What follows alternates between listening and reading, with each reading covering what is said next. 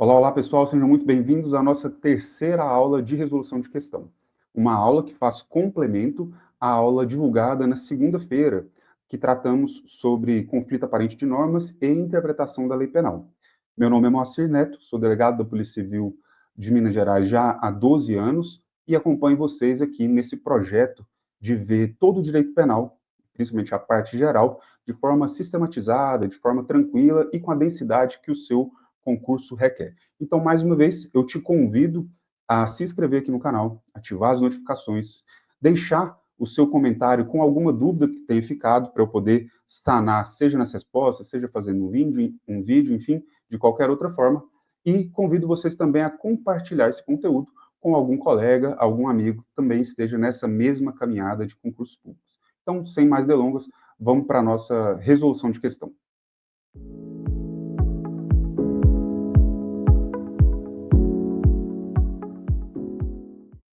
Como de costume, pessoal, eu começo falando e ressaltando para vocês a importância de você incluir a resolução de questão na sua forma de estudo, ao longo da sua semana. Você tem que resolver ali as suas 20, 30 questões por dia. E eu falo da seguinte forma: você precisa resolver as questões não se limitando em apenas conferir o gabarito, mas sim estudando aquele ponto específico que caiu naquela questão e todos aqueles outros que circundam aquela matéria.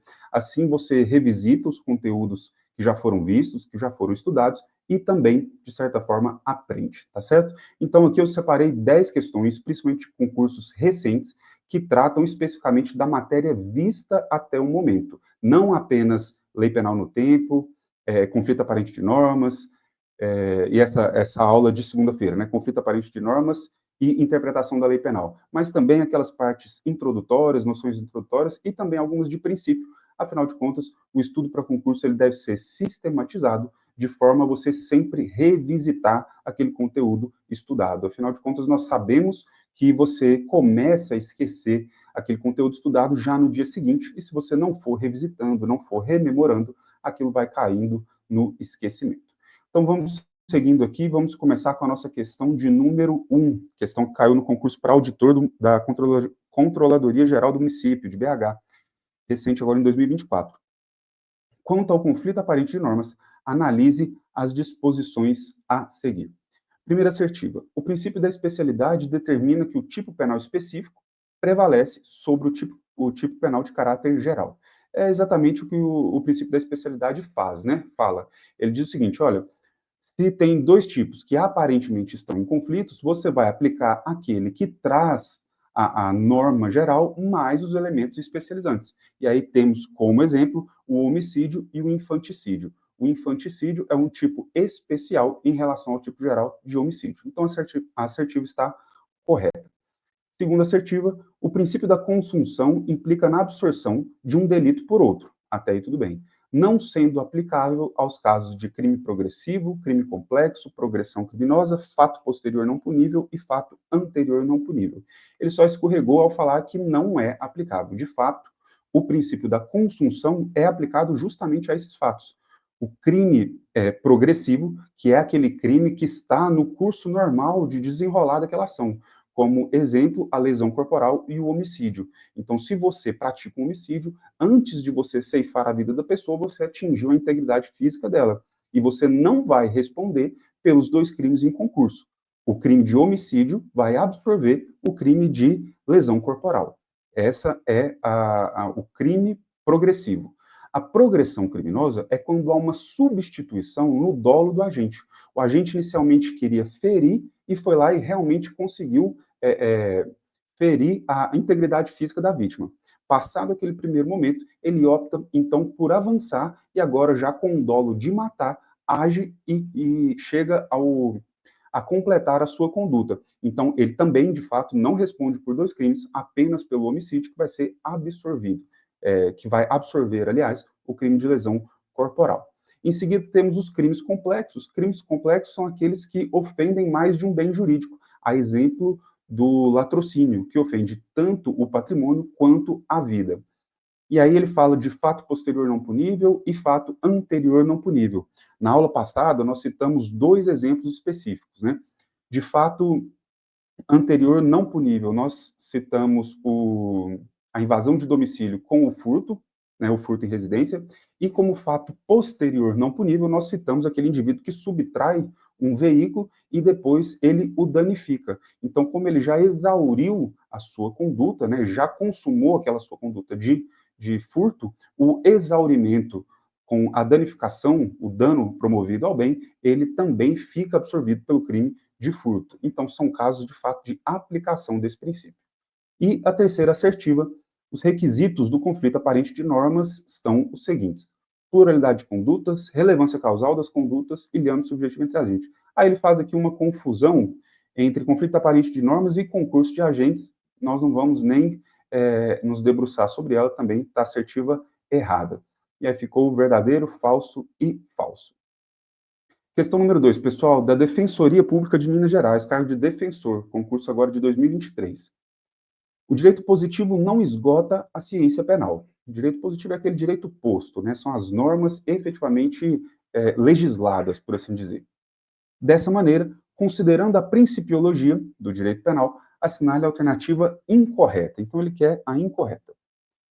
Letra A. A Convenção Americana de Direitos Humanos e o Pacto Internacional sobre Direitos Civis e Políticos têm em seu bojo o princípio do nebis in idem como princípio processual. O princípio do nebis in idem, nós vimos na segunda aula, que é a incapacidade de uma pessoa, pelo menos no âmbito processual, incapacidade da pessoa se ver processada duas vezes pelo mesmo fato. E continuando. Porém, esse é um princípio de índole substancial também aplicável à matéria penal. Da mesma forma, a pessoa não pode ser condenada duas vezes pelo mesmo fato, né? Então, a assertiva está correta. E veja que ele ressaltou, a assertiva ressalta que o princípio é previsto na Convenção Americana de Direitos Humanos e Pacto Internacional sobre Direitos Civis e Políticos, mas ele não mencionou a Constituição. Significa dizer, então, que a Constituição não adota esse princípio? Não, de fato, ela adota, entretanto, de maneira implícita. A doutrina é uníssona em reconhecer que o princípio do nebis in idem, ele é, de fato, previsto no nosso ordenamento, né, principalmente em âmbito constitucional, entretanto, de maneira implícita. Letra B. A subsidiariedade do direito penal deriva de sua consideração como remédio sancionador extremo. Até aí tudo bem. Aquela ideia de direito penal mínimo, né? Que deve ser ministrado apenas quando outro se revele ineficiente, quando fracassam as demais barreiras protetoras do bem jurídico. Exato, também uma assertiva correta, que é a ideia do princípio da intervenção mínima, direito penal mínimo, né?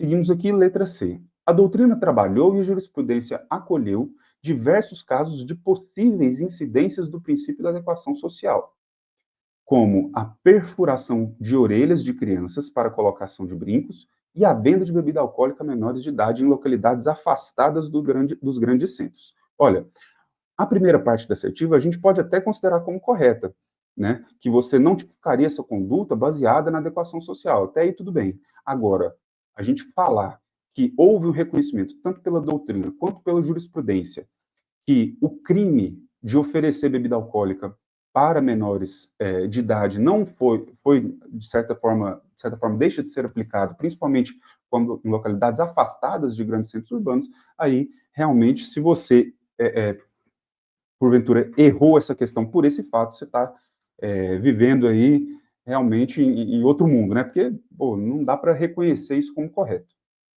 Então, temos aqui a nossa assertiva incorreta, que era o que a questão pedia. E a letra D, a jurisprudência admite a aplicação do princípio da insignificância nos crimes patrimoniais em que não há emprego de violência ou grave ameaça, até aí perfeito, e não tem maiores discussões, né? E aí vem uma ressalva, mas há resistência para o reconhecimento, para o crime de roubo, também até aí tudo bem, uma assertiva perfeitamente correta, né? Você tem a possibilidade de reconhecer o princípio da insignificância nos crimes patrimoniais, entretanto, não se reconhece para o roubo em razão do uso da violência e grave ameaça. Letra E.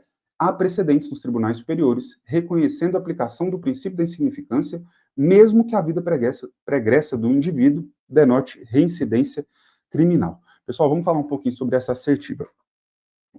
Como regra, os tribunais elencaram aqueles requisitos para o reconhecimento do princípio da insignificância. Nós vimos ali, principalmente na aula de número 2, né, reduzido ofensa ao bem jurídico, ausência de periculosidade social, inexpressividade da lesão, né, nós já elencamos ali. E quando nós colocamos, nós falamos o seguinte, olha, principalmente no início, os tribunais começaram a afastar o princípio da insignificância naqueles casos em que o agente era reincidente ou tinha, de certa forma, uma habitualidade criminosa, porque eles entendiam que nesses casos não haveria uma ausência de periculosidade social. Entretanto, com a avançada jurisprudência, a doutrina e a jurisprudência começou a permitir a aplicação do princípio da insignificância ainda nesses casos em que haja reincidência, né? Então, se o indivíduo pratica aquele crime e se revela uma atipicidade material, não importa se a vida pregressa dele, ele praticou 1, 2, 3, 4 ou 10 outros furtos, né, por exemplo, nessa mesma ocasião. E o raciocínio, pessoal, é até interessante. Olha, quando você analisa a tipicidade, você analisa a tipicidade do fato em si. Você não analisa a tipicidade baseado nas condições pessoais do autor. Então, se a conduta ela é atípica materialmente, ela é atípica materialmente por si só, não levando em consideração é, as outras características pessoais do autor. Afinal de contas, no direito penal vige o direito penal do fato e não o direito penal do autor. Esse é mais ou menos o raciocínio. Entretanto, pessoal, ainda há certa divergência quanto à aplicação desse raciocínio, principalmente quando se trata de reincidência específica, que é aquela reconhecida, né, quando o indivíduo, após condenação transitada em julgado, pratica outro delito da mesma natureza. Então, ele praticou um furto, por exemplo, qualificado pelo arrombamento, e depois, após a sentença condenatória transitada em julgado, ele pratica um novo furto por arrombamento, uma reincidência específica. Tem entendimento doutrinário e jurisprudencial, inclusive afirmando que esse fato, a reincidência específica, não impediria o reconhecimento, aliás, que a reincidência específica impediria o reconhecimento do princípio da insignificância. Entretanto, seria considerado para fins de fixação de regime inicial de cumprimento de pena. Então, se o indivíduo ali, de acordo com o quanto de pena fosse cumprir, pelo menos inicialmente, em regime semiaberto, por exemplo, o fato dessa atipicidade material ser revelada, imporia o início do cumprimento de regime, o início de cumprimento de pena no regime aberto, por exemplo. Mas é uma discussão que ainda está aí em torno da jurisprudência, tá certo? Então, nesse caso específico, a assertiva incorreta, que era o que a questão pedia, letra C. Vamos seguindo aqui, então, para a nossa terceira questão. Terceira questão, concurso de oficial de justiça do TJ de São Paulo, em 2023. Ele pede para você completar ali as lacunas. O dia do começo, ele quer saber se inclui ou exclui, no cômputo do prazo. Contam-se os dias, meses e anos pelo calendário, ele quer saber se é comercial, comum, civil. Desprezam-se nas penas privativas de liberdade e nas restritivas de direito as frações, ele quer saber de dia ou de hora. E aqui, pessoal, é uma questão que eu trouxe para vocês, porque isso aqui tem que estar na ponta da língua de vocês. Vocês têm que saber que o dia do começo inclui, né, ele se inclui no cômputo do prazo, e contam-se os dias, meses e anos pelo calendário comum, desprezando-se as frações de dia. Portanto, assertiva correta, letra B. E eu deixei aqui, constado no material de vocês, os artigos 10 e 11 do Código Penal, que fala sobre a contagem de prazo e as frações não computáveis da pena. Agora, eu sei que muitos de vocês fazem confusão do processo penal, do direito penal, com o processo civil, no que diz respeito ao cômputo de prazo, e também do processo penal, né? Então, eu vou ensinar vocês uma forma de você raciocinar isso aí para vocês nunca mais esquecerem e não precisarem, de fato, decorar. E eu falo isso, pessoal, pela seguinte forma, pela seguinte questão. Eu poderia, por exemplo, me limitar a trazer o artigo de lei e falar, olha, decora, no direito penal inclui o dia do começo, exclui o direito do fim, ao passo que no direito processual você exclui o dia do início e inclui o dia do fim. Poderia simplesmente passar para vocês e falar, olha, decore. Mas eu quero que vocês entendam a razão de ser desse dispositivo, a razão de ser desse raciocínio, porque aí então você consegue resolver esse ponto e com essa base principiológica vocês conseguem resolver também outras questões. E vamos lá. Até agora, o que a gente já viu? O processo que o direito penal ele se pauta pela legalidade. A lei deve ser escrita, estrita, certa e necessária. E outro princípio grande, né, com grande incidência no direito penal, é do princípio do indúbio pro réu. Ou seja, na dúvida, você vai favorecer ao réu. Agora eu quero que vocês pensem o seguinte: olha, vamos pegar a prisão temporária. A prisão temporária, desde que não seja em crime hediondo, ela tem prazo de 5 dias. Tudo bem? Beleza. Agora eu vou contar esse prazo aqui de duas formas, incluindo o dia do começo e excluindo o dia do começo. E eu quero que vocês me falem qual é a forma mais favorável de se contar esse prazo. Então vamos lá, são 5 dias. O indivíduo foi preso na segunda. Então, se inclui o dia do começo, você vai começar a contar. Segunda, terça, quarta, quinta, sexta, venceu o prazo. Até aí, correto? Beleza. Agora, vamos contar da outra forma. Ele foi preso na segunda, então vamos excluir o dia do começo e vamos contar terça, quarta, quinta, sexta e sábado vai vencer os 5 dias. Qual é a forma mais favorável de você contar esse prazo? Da primeira ou da segunda? Logicamente, da primeira. Por quê? Porque ele vai ser colocado em liberdade um dia antes. Então, pessoal, sempre que vocês pensarem em direito penal, lembre o seguinte: olha, o Estado tem um poder punitivo muito maior do que a capacidade do indivíduo de resistir à aplicação desse poder, né, à aplicação dessa lei. Então, tudo tem que ser, pelo menos na sua grande maioria, favorável ao indivíduo. De forma que, se ele for preso, é mais favorável que se conte o primeiro dia. Isso faz diferença? Faz. Porque se na segunda-feira ele é preso às 11h59 da noite, significa que a segunda-feira já foi embora, já conta como um dia cumprido no prazo ali de 5 dias.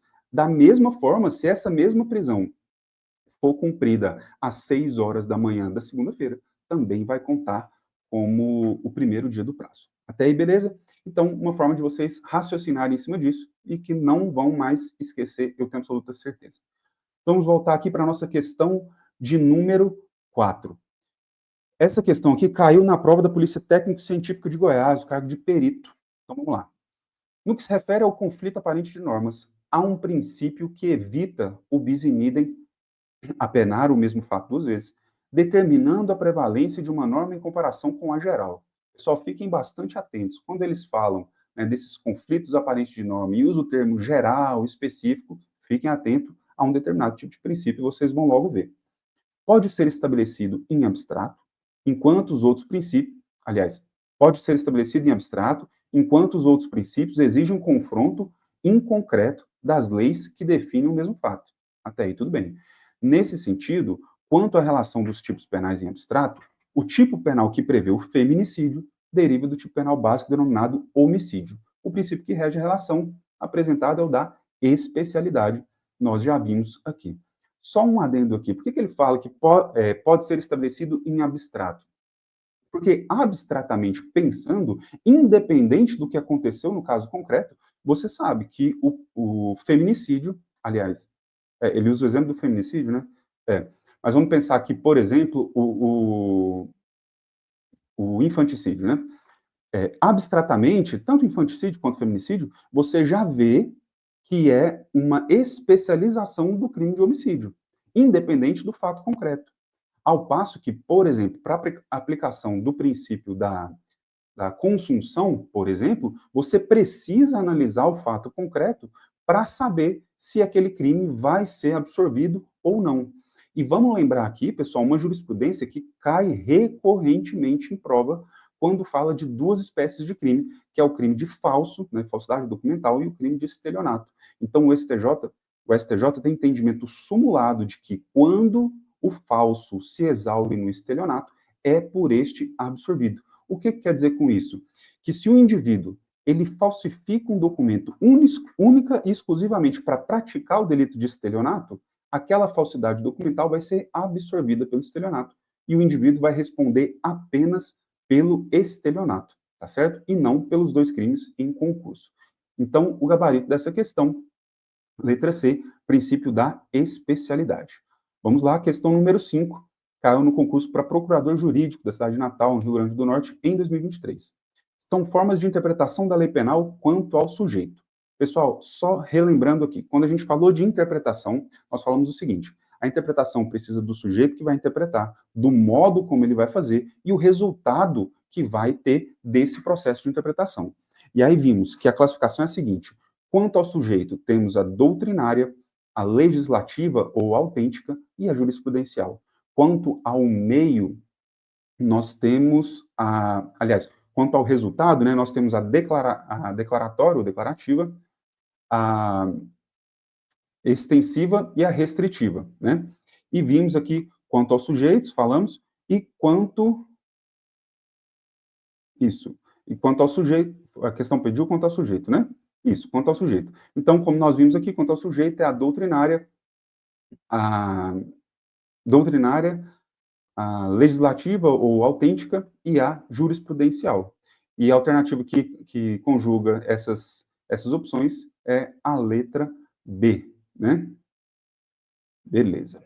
Então, seguimos aqui, questão número 6. Questão caiu para o concurso de advogado, CRM, aqui em Minas Gerais.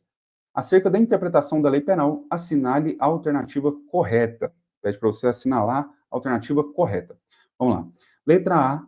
Autêntica é a interpretação realizada no mesmo momento em que é editado o diploma legal, que se procura interpretar. Pessoal, só para complementar, né, também, que eu falei, a interpretação quanto aos meios, temos lá a gramatical, teleológica, histórica, lógica, né? Enfim, tudo isso nós vimos na aula passada. Então, vamos seguindo aqui.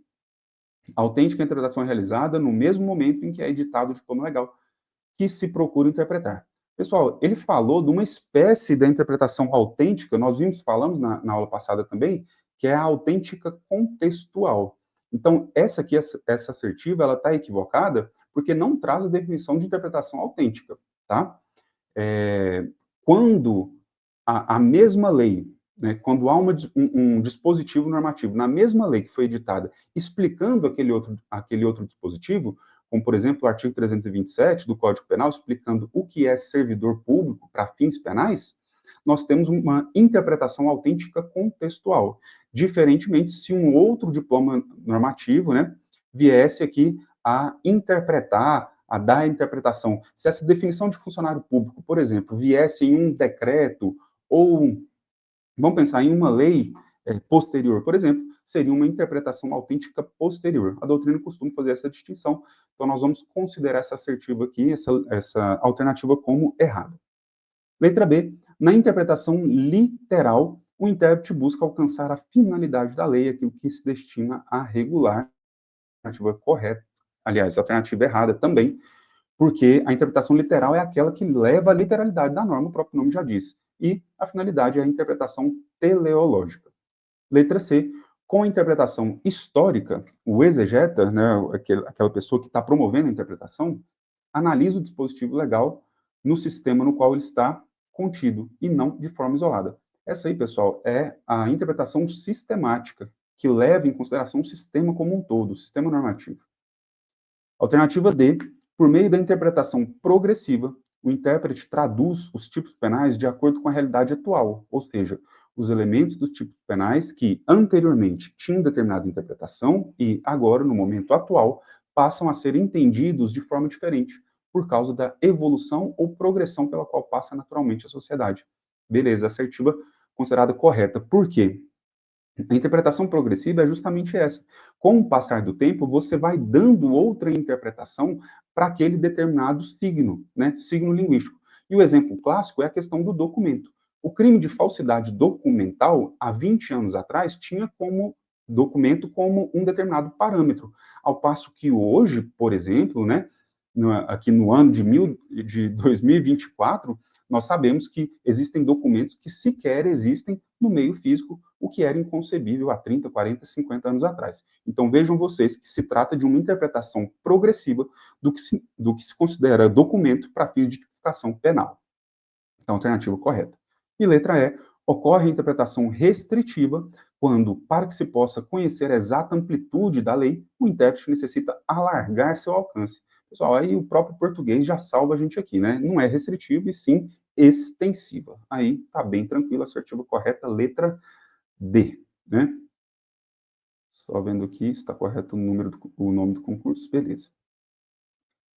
Vamos lá, então, questão de número 7. Nós estamos quase acabando a aula aqui, já caminhando para o final, tá? E vou aproveitar aqui para falar, pessoal, não se esqueçam de se inscreverem aqui no canal, ativar as notificações para vocês não perderem. Toda segunda-feira tem aula de direito penal sobre temas complexos. Nós tratamos aqui com bastante vagar, com bastante detalhes. Vocês vão ver que a aula de princípio, que eu vou deixar aqui para vocês, ela foi uma aula ali de quase 1h30 de duração, né? Uma aula bem completa. Então, não se esqueçam de se inscreverem, ativar as notificações para vocês não perderem. Deixe os seus comentários aqui nesse vídeo com as dúvidas, sugestões, críticas, enfim, qualquer coisa. E compartilhe esse conteúdo com seus amigos que também estudam, se é que esse conteúdo fez ou faz sentido para você. Isso me ajuda demais a divulgar esse conteúdo que eu faço de maneira totalmente 100% gratuito, com todo cuidado e carinho para vocês. Beleza? Então vamos seguindo aqui. Questão número 7. Questão caiu no concurso de analista do TJ do Espírito Santo 2023. A respeito do princípio da consunção, julgue o item a seguir. O princípio da consunção é um princípio de resolução de conflitos de leis penais no tempo. Aí a gente já corta, né? Inclusive, na nossa aula passada, na aula de segunda-feira, aula 3, nós deixamos bem claro, fizemos a distinção bem clara do que seria o conflito aparente de normas, em que existem duas normas vigentes ao mesmo tempo que aparentemente regulam o mesmo fato. A diferença disso para a sucessão de leis penais no tempo, né? Que seria, então, quando uma lei sucede à outra, sendo que a primeira perde a sua vigência, dando lugar à segunda. E aí os critérios vão determinar qual lei será aplicável, né? E nós pautamos, né, isso aí para saber qual lei seria aplicável pela capacidade da lei penal caminhar no tempo, né, que a doutrina chama de extratividade. Ela se aplica tanto retroativamente aos fatos que foram praticados sob a égide da lei anterior, se essa lei for mais benéfica, eles se aplicam tanto retroativamente quanto ultrativamente, mesmo que depois de revogada, aquela lei, se mais benéfica, continuará a ser aplicada naquele caso específico, no momento, por exemplo, de uma sentença, de um julgamento, de um recurso. Beleza? Então, a assertiva está errada. Falsa, né? Questão número 8, questão para promotor, caiu no concurso do MP, cargo de promotor de Santa Catarina 2023. Julgue o seguinte item, os seguintes itens, né, referentes à aplicação da lei penal. Vamos lá. O princípio da vedação à dupla persecução, seria o nebis in idem processual, poderá ser excepcionado quando o julgamento no exterior não se realizar de modo justo e legítimo. Pessoal, essa assertiva está correta. E aí vamos fazer aqui algumas ponderações sobre essa questão específica. Pois bem, pessoal, o princípio do nebis in idem, como nós já falamos, ele não é previsto expressamente na nossa Constituição. Ele é previsto em tratados e documentos internacionais. Até aí tudo bem. O artigo 8º do Código Penal, abra aí o seu código para você ver, ele sempre foi visto pela doutrina como uma exceção pacífica ao princípio do nebis in idem processual. Por quê? Porque ele fala o seguinte, olha, se a pena no exterior for da mesma natureza que é aplicada aqui no Brasil, ela vai ser computada. E se distinta, a pena aqui no Brasil vai ser atenuada. Então, o que esse artigo está falando, basicamente, é o seguinte, olha, vai ter um processo no exterior, vai ter um processo aqui dentro. Beleza. Se as penas forem iguais, por exemplo, privativo de liberdade, reclusão. Então, se o indivíduo cumpriu 2 anos e foi condenado a 3 aqui no Brasil, significa que aqui ele vai ter que cumprir apenas mais 1. Por outro lado, se as penas são distintas, se lá ele cumpriu, por exemplo, uma pena restritiva de direitos e aqui é uma pena privativa de liberdade, essa pena privativa de liberdade no Brasil ela vai ser atenuada, porque não tem jeito da gente computar. Até aí tudo bem. Então, doutrina entendia de forma pacífica que era uma exceção ao princípio do nebis in idem. Só que aí veio o Supremo e falou o seguinte: não, não, não. Olha, se existem documentos internacionais, tratados internacionais, dos quais o Brasil faz parte, impedindo que o indivíduo responda, né, tenha um processo contra si duas vezes, um no exterior e um aqui no Brasil, por exemplo, significa dizer que em um controle de convencionalidade, e veja, distinto aqui de um controle de constitucionalidade, esse artigo, né, esse dispositivo, ele não passa por esse controle de convencionalidade, portanto, ele não deve ser aplicado, tá? Então, pessoal, esse foi o raciocínio do Supremo para afastar a aplicação do artigo 8º. Mas o próprio Supremo fez essa ressalva, que é a trazida aqui na questão. Ele fala, olha, quando o julgamento não for justo ou não for legítimo, né, o julgamento lá no exterior não foi justo ou legítimo, aí sim será possível que o indivíduo seja processado novamente aqui no Brasil. Beleza? Pessoal, ó, pouquíssimos manuais trazem isso, principalmente em razão de estarem ou não atualizados, e pouquíssimos professores trazem isso nas suas aulas com esse nível de aprofundamento, tá certo, pessoal? Então, convido vocês aí, mais uma vez, a ficarem atentos e guardarem esses materiais aí que a gente vai fazendo, beleza? Então, vamos vencendo também essa questão, uma questão cujo gabarito é correto. Beleza, então vamos para a questão número 9, caiu no concurso do Ministério Público do Pará, 2022, cargo de analista.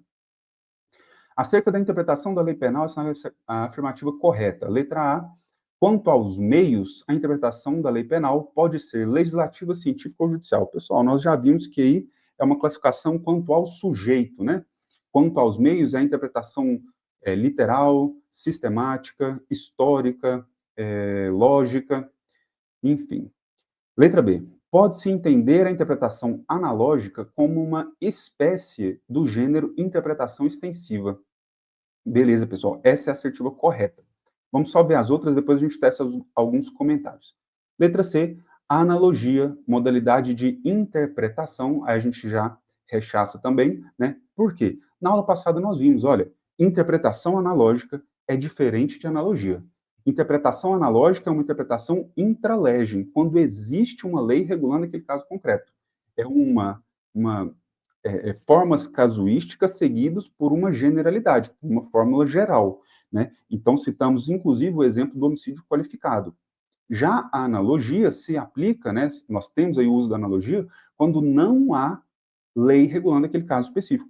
E aí você pega uma lei que regula um caso semelhante e traz para aquele caso, em análise, aquele caso específico. Então, precisa de uma lacuna. Então, e o outro requisito para aplicação da analogia no direito penal, além da efetiva lacuna, é que essa analogia seja aplicada de forma benéfica ao réu. Então, não é uma forma de interpretação, e sim de integração. Letra D, na interpretação teleológica ou finalística, o intérprete da lei penal busca simplesmente o real efetivo significado das palavras, aí a interpretação literal, né? Pessoal, quanto à assertiva correta, que é a letra B, eu trouxe aqui para vocês, inclusive, algo que eu não falei, ou se falei na aula passada, eu não coloquei nos slides, que é o seguinte ponto, olha, a interpretação extensiva, muitos autores, inclusive o professor Rogério Sanches, fala o seguinte, olha, interpretação extensiva, ela é entendida como gênero, dos quais são espécie a interpretação extensiva em sentido estrito, ou estrito sensu, e a interpretação analógica. Vejam vocês, interpretação extensiva como gênero, tendo a extensiva estrito sensu, e a interpretação analógica como espécies, tá, pessoal? Então, foi exatamente isso que a questão trouxe. Guardem isso aí para vocês também, beleza? E, por fim, a última questão, o concurso caiu para delegado de Rondônia, 2022. O cotejo se dá entre fatos concretos, de modo que o mais completo... Então, quando a gente fala... Vamos já analisar por partes aqui. Quando ele fala aqui, ó, o cotejo se dá entre fatos concretos, a gente já descarta o quê? Especialidade, né? Lembra que especialidade a gente já vê em abstrato? Então, beleza, ó, vamos estudar e analisar as questões que caem e tentar fazer as ligações com as outras questões. Afinal de contas, esse é o processo de aprendizado, tá? Então, vamos lá. O cotejo se dá entre fatos concretos, de modo que o mais completo, o inteiro. Pessoal, percebam essas dicas. Inteiro. Quando falo inteiro, eu lembro de parte pelo todo. Parte pelo todo lembra o quê? Então, vamos seguindo. Prevalece sobre a fração. Não há um único fato buscando se abrigar em uma ou outra lei penal, caracterizada por notas especializantes. Então, ele está afastando novamente o princípio da especialidade. Mas uma sucessão de fatos, todos penalmente tipificados, na qual o mais amplo consome, aí você já matou a questão, né? Consome o mesmo, o menos amplo, evitando-se que este seja duplamente punido como parte de um todo e como crime autônomo. No conflito aparente de normas, o trecho apresentado explica o princípio da consunção, letra B. Também uma questão muito tranquila, né? Pessoal, nós vamos chegando aqui ao fim de mais uma aula de resolução de questão, uma aula bem rápida, de meia hora, 30 e poucos minutos aqui. E, pessoal, eu quero deixar a seguinte observação para vocês. Vocês conseguem ver que, com o mesmo conteúdo dado, com a mesma aula, o mesmo material, nós estamos vencendo concursos de analista, concurso de perito, concurso de promotor, concurso de defensor, concurso de delegado. Vocês conseguem ver que a pretensão desse conteúdo que nós estamos fazendo, ela está realmente se cumprindo? Ela está, de fato, se efetivando? O intuito aqui é que você consiga vencer todos esses concursos. E eu quero que você coloque na sua cabeça o seguinte, olha, se você tem um sonho de ser aprovado em um determinado concurso, não deixe ninguém, mas absolutamente ninguém, te dizer que você não é capaz, te dizer que isso não é possível. Porque ao longo desse curso, eu vou te mostrar, por A mais B, que se você se dedicar, se você se debruçar sobre a matéria, e nós estamos pegando aqui especificamente com direito penal, queria eu ter tempo e conhecimento para fazer isso aqui com vocês sobre toda e qualquer matéria. Porque eu faria questão de provar para vocês, por A mais B, que vocês conseguem passar em todo e qualquer concurso se vocês se dedicarem. Porque vocês veem que a matéria é a mesma. O que está mudando é simplesmente o português. A forma como você está lendo a questão, a forma como você está interpretando aquela questão. Ela se torna mais ou menos difícil do ponto de vista da interpretação do enunciado da sua questão. Porque a matéria você está dominando. E uma vez que você domina a matéria, uma vez que você domina esse conteúdo, basta você ter calma no dia da sua prova, basta você ter serenidade no dia da sua prova, respirar fundo, se precisar, vá ao banheiro e volta, para você ter paz, tranquilidade, para ler aquele enunciado, saber efetivamente do que se trata, rememorar essas questões nas aulas que nós estamos fazendo, e aí então, gabaritar, como dizia um professor meu, você comemora, passa para a próxima, tá certo? Pessoal, mais uma vez, eu agradeço o tempo de vocês, a paciência de vocês, agradeço os feedbacks que vêm sendo dados, tanto no nosso grupo de estudo, quanto nas outras redes sociais, no Instagram, que eu já deixo aqui para vocês, por e-mail.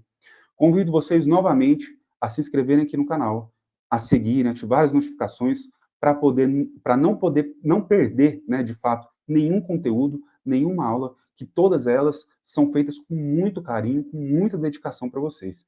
Peço que compartilhem esse conteúdo com pessoas que estão aí nessa mesma pegada, né, nessa mesma jornada, colegas de concurso, colegas de cursinho, colegas de faculdade. É um conteúdo que você vai usar na sua prova da OAB, nas suas provas de concurso, enfim, todos os cargos possíveis. Tá certo, pessoal? Deixo aqui meu forte abraço, me coloco à disposição de vocês e espero vocês na nossa próxima aula para a gente continuar o nosso direito penal e vencer toda a parte geral, tá certo? Forte abraço para vocês, até a próxima aula. Tchau, tchau.